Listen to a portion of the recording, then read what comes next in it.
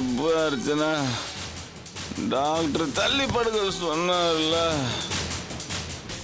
பாப்பா Archana, good night. ஆனா இனிமே நான் குடிக்க மாட்டேன்.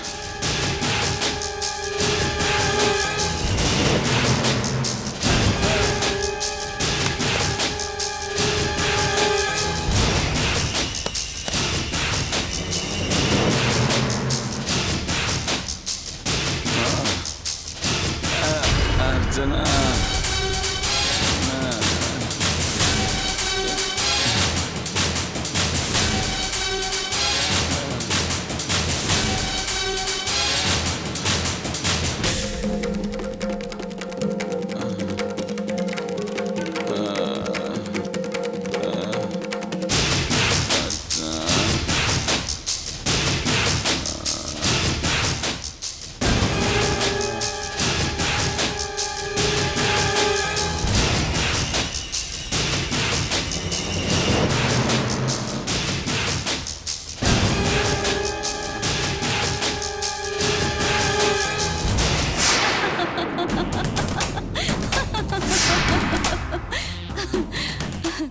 செல்வத்துக்கு முழிப்பு வந்ததும் நான் டக்குன்னு கெட்டு போன மாதிரி அழுது ஆர்ப்பாட்டம் பண்ணேன்.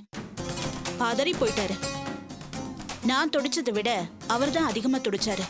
அவரை நம்ப வைக்கிறதுக்காக இன்னைக்கு வரைக்கும் அவர்கிட்ட கெட்டு போன மாதிரியே நடிச்சுக்கிட்டு இருக்கேன். ஆனா அன்னைக்கு எதுவுமே நடக்கலைங்கிறது எனக்கு மட்டும்தான் தெரியும். இப்ப நான் சொல்லிதான் உங்களுக்கே தெரியும். ஐயோ, இவ்வளவு இருக்கா? நான் எதிர்பார்க்கவே இல்லை நந்தினி. ஆனா நடக்காத ஒண்ணே நடந்ததா சொல்லி செல்வத்தை நம்ப வைக்கிறதுல உனக்கு என்ன பிரயோஜனம்? உண்மையிலேயே நடந்திருந்தா தானே அவனை மிரட்டி நீ காரியத்தை சாதிக்க முடியும். ஏன் இப்படி யோசிக்காம பேசுறீங்க? செல்வத்தை பொறுத்த வரைக்கும் எல்லாமே முடிஞ்சு போச்சு. அந்த நினைப்புல தான் அவர் இருந்துகிட்டு இருக்காரு. அது ஒண்ணு போதாதா எனக்கு? அத வச்சே அவர்கிட்ட நான் என்ன வேணாலும் சாதிச்சுப்பேன். அப்புறம் ஏன் நீ வீட்டை விட்டு வெளியே வந்த? அந்த ராத்திரியே அவன் சட்டையை பிடிச்சி எனக்கு தாலி கட்டுன்னு மிரட்டி இருக்க வேண்டியதானே? சிவகாமி கிட்ட போட்ட சபதத்திலயும் நீ ஜெயிச்ச மாதிரி ஆயிருக்கும்ல. இதுல அவசரப்படக்கூடாது. நான் உடனடியா அப்படி ஆவேசப்பட்டிருந்தா செல்வத்துக்கிட்ட இருக்கிற குற்ற உணர்ச்சி போயிடும், வெறுப்பு தான் வந்திருக்கும். அவருக்கு அந்த உறுத்தலை வர வச்சுக்கிட்டு இருந்தாதான் என்னோட எதிர்காலத்துக்கு நல்லது. நல்லவ மாதிரி அவர்கிட்ட நடிச்சுக்கிட்டு இருந்தாதான் உள்ளுக்குள்ள இவளுக்கு போய் தப்பு பண்ணிட்டோமேன்னு தவிப்பாரு. அதையெல்லாம் விட்டுட்டு அவர்கிட்ட தாலியை பத்தி எல்லாம் பேசினா உடனே அவருக்கு சந்தேகம் தான் வரும். சோ நிதானமா தான் இருக்கணும். வயசுல சின்ன பொண்ணா இருந்தாலும் நல்லா பக்குவமா தான் யோசிச்சிருக்க. நல்லா புத்திசாலித்தனமாவே உன் மனசுக்கும் உடம்புக்கும் எந்த சேதாரமும் இல்லாம நடக்காத ஒண்ணு நடந்ததா சொல்லி செல்வத்தை ஆட்டி வைக்க போற. நீ பெரிய புத்திசாலிதான். ஆனா இன்னும் 4-5 நாள்ல வெளிநாடு போகணும்னு சொல்லியிருக்கானே, அதை எப்படி முறியடிக்க போற? நீ இப்படி நல்ல மாதிரி நடிக்கிறதுனால அவங்கிட்ட எதையும் வெளிப்படையா பேச முடியாது. கவலைப்படாதீங்க, புத்திசாலின்னு சொல்லிட்டீங்கல்ல. வெளிநாட்டுக்கு போறதை எப்படியும் நான் முறியடிச்சிடுவேன். நான் இங்கதான் இருக்க போறேன். யாராலையும் என்ன செல்வத்துக்கிட்ட இருந்து பிரிக்கவே முடியாது. அந்த சிவகாமி கிட்ட போட்ட சபதத்துல உண்மையிலேயே என்னால ஜெயிக்க முடியலனாலும் செல்வத்தை நம்ப வச்சு பொய்யாவே ஜெயிச்சுக்கிட்டு இருக்கேன்ல. கூடிய சீக்கிரமே உண்மையாவே நான் ஜெயிச்சு காட்டுவேன். என்ன நம்புங்க. கண்டிப்பா நீ ஜெயிப்ப, நான் நம்புறேன். இந்த முதல்ல இத சாப்பிடு. சாப்பிடு.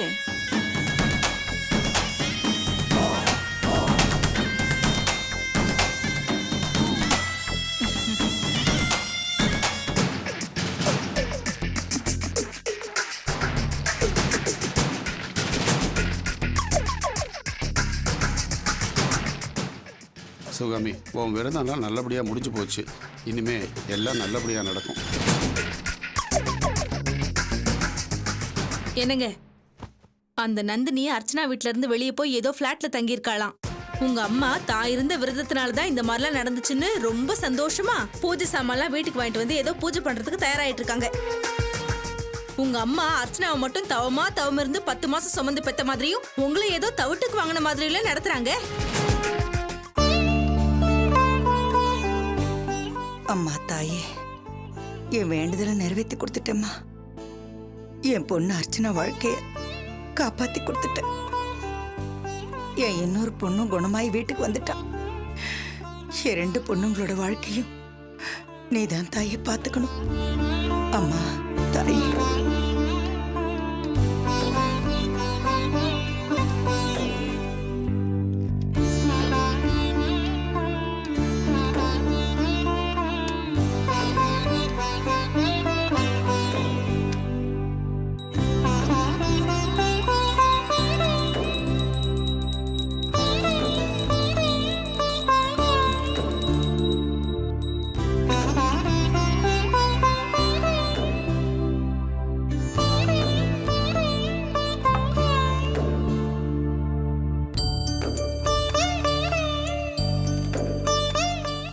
வாங்க உட்காருங்க, சாப்பிடுங்க.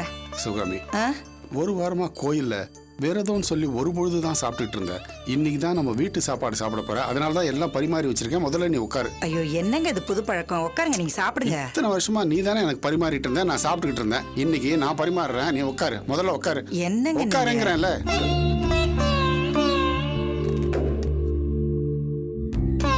இரு நான் போடுறேன்.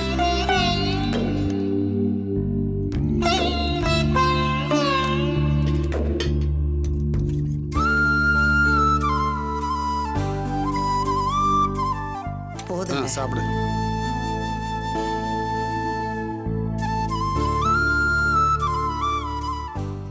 நீ நினைச்ச மாதிரி எல்லாம் நல்லபடியா முடிஞ்சிருச்சு இல்ல? இப்போ உனக்கு சந்தோஷம் தானே?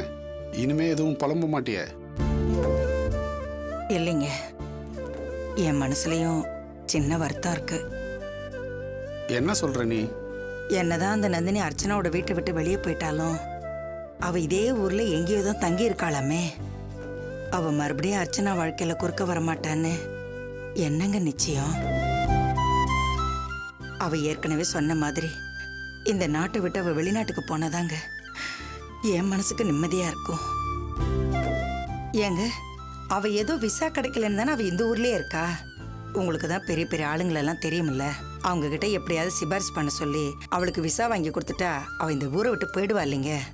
அப்பதாங்க நமக்கு நிம்மதியா இருக்கும். ஆமா சிவகாமி, நீ சொல்றதுதான் கரெக்ட். அவளுக்கு எப்படியாவது நான் விசா ஏற்பாடு பண்றேன். முதல்ல நீ சாப்பிடு. நீங்களும் சாப்பிடுங்க. நான் சாப்பிட்றேன், முதல்ல நீ சாப்பிடு. ம்.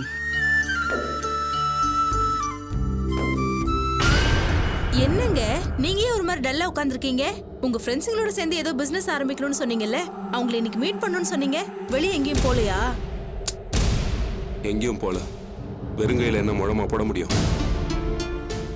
ஏங்க உங்க ஃப்ரெண்ட்ஸுங்களோட பிசினஸ் ஆரம்பிக்கிறது ஏதாவது பிரச்சனையா? அதெல்லாம் ஒன்றும் இல்லை. என்கிட்ட தான் பணம் பத்தல. நான் தான் என்கிட்ட இருக்கிற நகையெல்லாம் தரேன்னு சொன்னனே, அதை வச்சு எதுவும் பண்ண முடியாதா? இதை வச்சு என்ன பண்ண முடியும்? ஒவ்வொருத்தருக்கும் 50 லட்ச ரூபா வரும் போல இருக்கு. கன்ஸ்ட்ரக்ஷன் பிஸ்னஸ் இல்லையா, அதான் மினிமம் தலைக்கு 50 லட்ச ரூபா வரும்னு சொல்றாங்க. ஏதோ புதுசா பிஸ்னஸ் பண்ணி முன்னுக்கு வரலான்னு பார்த்தா அதுக்கு முதலீடு 50 லட்ச ரூபா வேணும்னு சொல்றாங்க. பணத்துக்கு என்ன பண்றது? எல்லாம் மிடில் கிளாஸோட சாபக்கேடு. மிடில் கிளாஸா பிறந்தா மிடில் கிளாஸா தான் சாவணும் போல இருக்கு. என்னங்க நீங்க இதுக்கு போய் இவ்வளவு வருத்தப்பட்டு இருக்கீங்க? உங்களுக்கு 50 லட்சம் ரூபாய் வேணும், அவ்வளவுதானே? ஒரு நிமிஷம் இருங்க, நான் வரேன்.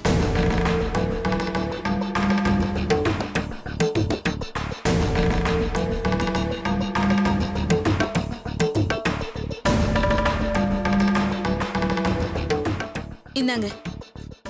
எனக்கு தெரியாம ஏதோ பணம் சேர்த்து வச்சிருக்க போல இருக்கு. பணத்தை கொண்டு வந்து கொடுப்பேன்னு பார்த்தா வீட்டு பத்திரத்தை கொண்டு வந்து கொடுக்குற. இதை வச்சு என்ன பண்றது? என்ன பேசுறீங்க நீங்க? என்கிட்ட இதுங்க 50 லட்சம் ரூபாய். இந்த வீட்டோட வேல்யூ என்னன்னு தெரியுமா? இந்த பத்திரத்தை வச்சு 50 லட்சம் ரூபாய் கிடைக்காதா என்ன? அதை எடுத்துட்டு போய் உங்க பார்ட்னர் கிட்ட கொடுத்து பிசினஸ் ஆரம்பிங்க. யோசிச்சுதான் பேசுறியா? எங்க அம்மா நந்தினிக்கு பத்திரத்தை கொடுக்க போனாங்கன்ற கோவத்துல புடிங்கிட்டு வந்து வச்சேன். இதை வச்சு பணத்தை வாங்க சொல்றேன். இது எங்க அம்மாக்கு தெரிஞ்சா சும்மா இருப்பாங்களா? அதுவும் இல்லாம இன்னும் பாகம் கூட பிரிக்கல. அப்படி இருக்கும்போது இதை வச்சு எப்படி பணம் வாங்க முடியும்? என்னங்க பேசுறீங்க நீங்க? பாகம் பங்கெல்லாம் எதுக்காக பிரிக்கணும்? இந்த வீட்டு மேல உங்களுக்கு இல்லாத உரிமை வேற யாருக்கு இருக்கு? இந்த வீட்டோட மூத்த வாரிசுங்க நீங்க. உங்க தங்கச்சிங்களுக்காக நீங்களும் நானும் எவ்வளவு உழைச்சு கொட்டிருப்போம், அது போதாதா? ஏன் இந்த வீட்டுக்கு நான் வாக்கப்பட்டு வந்த நாள்ல இருந்து உங்க தங்கச்சிங்களுக்காக எவ்வளவு உழைச்சு கொடுத்துருக்கேன். என்னோட சம்பள பணத்தை கூட உங்க அம்மா கிட்ட தானே கொண்டு வந்து நான் கொடுத்துருக்கேன். இது வரைக்கும் நம்ம குழந்தைக்குன்னு ஏதாவது சேமிச்சு வச்சிருக்குமாங்க? நாம 2 பேரும் வேலைக்கு போறோம்னு தான் பேரு. ஆனா இந்த குடும்பத்துக்காகவும் உங்க தங்கச்சிங்க கல்யாணத்துக்காகவும் எவ்வளவு உழைச்சு கொட்டி இருப்போம். அப்படி இருக்கும்போது இந்த வீட்டு பத்திரத்தை அடமானம் வச்சு உங்க தொழில தொடங்குறதுக்கு யார்கிட்ட அனுமதி கேட்கணும்? அப்படியே அவங்க யாராவது கேட்டாலும் அவங்க வாயை நம்மளால அடைக்க முடியாதா? இந்தாங்க. வாங்கிக்கங்க. அவங்களுக்கு எப்பவுமே அவங்க பொண்ணுங்களை பத்தி தாங்க நினைப்பு. நம்மளுக்கு ஏதாவது ஒண்ணு ஆயிடுச்சுன்னா இந்த மாதிரி வருத்தப்படுவாங்களா, இல்ல நமக்காக விரதம் இருப்பாங்களா? அதெல்லாம் ஒண்ணும் பண்ண மாட்டாங்க. நம்மளுக்காக வருத்தப்படாத அவங்களுக்காக நாம ஏங்க வருத்தப்படணும்? அதனால நீங்க துணிஞ்சு தைரியமா இறங்குங்க.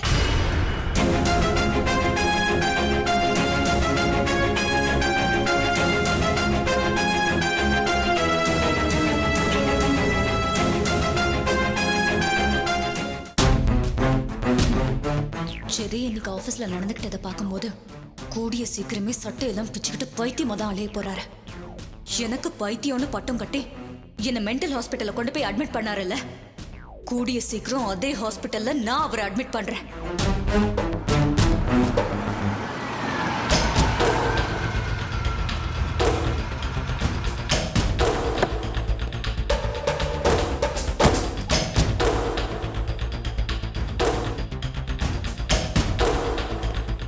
என்ன சார், இப்போ ஒரு குழப்பமும் இல்லையே? தெம்பா தெளிவாக தானே இருக்கீங்க? நாட் அட் ஆல் ஸ்ரீதர், நான் இப்போ ரொம்ப கிளியராக தெளிவாக இருக்கேன். உங்களை பயமுறுத்தி பார்க்கணும்னு நினச்சவங்களுக்கு மத்தியில் இப்படி நீங்கள் தெம்பா நிற்கிறதே ஆச்சரியமாக இருக்கும். சார், எதுக்கும் பயப்படாதீங்க சார். நீங்கள் பயப்படுற ஆள் இல்லை, அடுத்தவங்கள பயமுறுத்தி பார்க்குற ஆள். ஆனால் ஒன்று மட்டும் உறுதியாக சொல்கிறேன் சார், உங்களுக்கு ஒன்றுன்னா அது என் உயிர் போனப்புறம் தான். நான் உயிரோடு இருக்கிற வரைக்கும் உங்களை எந்த ஆபத்தும் நெருங்க விட மாட்டேன் சார். நான் வரேன் sir.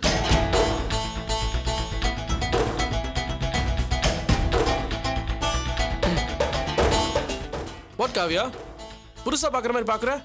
Come inside.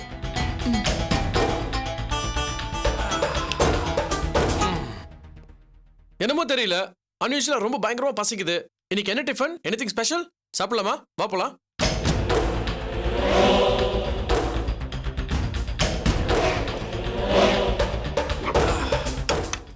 So, what's there for dinner?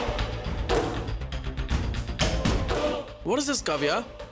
நான் சாப்பிட என்ன இருக்குன்னு கேட்டுட்டு இருக்கேன், நீ எதுவுமே சொல்லாம பிரம்மபுட்ச மாதிரி நின்னுட்டு இருக்க. What happened to you? Kavya, I'm very hungry. எனக்கு பசி உயிர போகுது.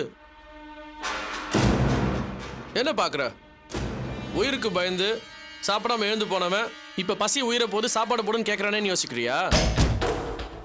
ஆபீஸ்ல பைத்தியக்கார மாதிரி நடந்துக்கிட்டவன், உயிருக்கு ஆபத்து வந்துருமோன்னு பயந்துகிட்டு இருந்தவன், இப்போ முன்னாடி தெம்பா தெளிவா நிக்கிறானேன்னு பாக்குறியா? என்னோட தெளிவுக்கு காரணம் ஸ்ரீதர் தான். நான் கூட ஆரம்பத்தில் நீ சொன்ன கனவு நினைச்சு ரொம்ப பயந்துட்டேன். வராத கனவு நீ எப்படி எப்படிலாம் கற்பனை பண்ணி சொல்லியிருக்க. தலகாடியால அமுக்கி கொல்றது, சாப்பாடுல விஷம் கலந்து வச்சு கொல்றது, கத்தியால குத்தி கொல்றது, அடடா என்ன விதவிதமா வெரைட்டியா கற்பனை பண்ணி சொல்லியிருக்க. என்னதான் தைரியசாலியா இருந்தாலும் உன்னோட கனவுக்கு கொஞ்சம் பயந்து தான் ஆகணும். ஏன்னா ஏற்கனவே 2 தடவை நீ கண்ட கனவு பழிச்சிருக்கு. நீ சொன்னதெல்லாம் உண்மை நம்பி பயந்துட்டு இருந்த என்ன ஸ்ரீதர் ஒரு சூப்பரான இடத்துக்கு கூட்டு போய் தெளிய வச்சிட்டாரு. அது எந்த இடம் தெரிஞ்சுக்க ஆசையா இருக்கா?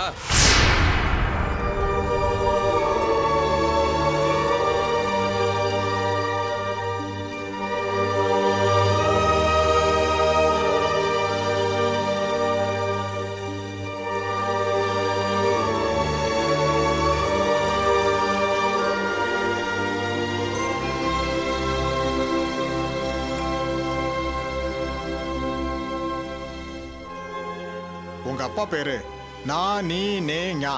இந்த எழுத்துக்கள்ல முதல் எழுத்தை வச்சு தான் ஆரம்பிக்கும். சரியா? சாமி, சரிதான் சாமி. அவங்க அப்பா பேர் நடராஜன் தான். அம்மா பேரு மீ மூ மா. இந்த எழுத்துக்கள்ல தான் ஆரம்பிக்கும். நவரத்னங்கள்ல ஒன்னா கூட இருக்கும். ஸ்ரீதர், ஹாக்கம்? சாமி, உண்மைதான் சாமி. அவங்க அம்மா பேர் மரகதம். நவரத்னங்கள்ல ஒன்று தானே அது?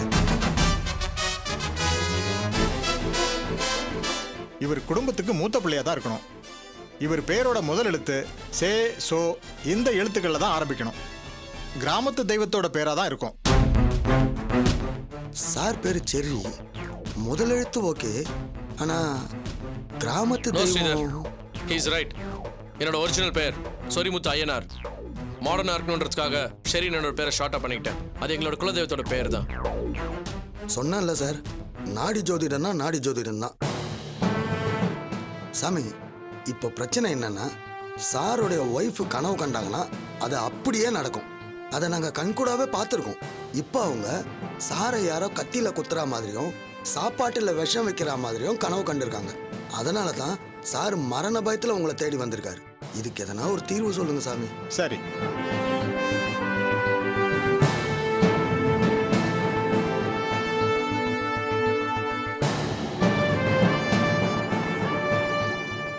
ஒன்றும் பயப்பட வேண்டாம்.